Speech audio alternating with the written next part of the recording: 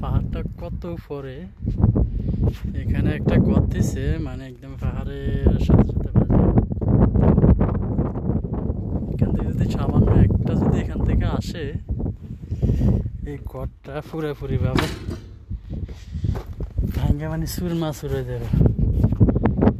কি পরিস্থিতি দেখেন, এই দেখেন এটা কত উপরে দেখেন।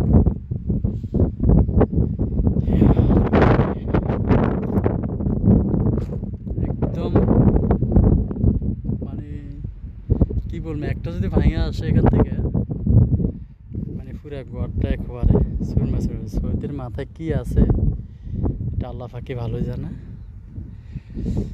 কি পরিস্থিতি দেখেন, এই গড় কোথায় দেখেন, আর পাহাড়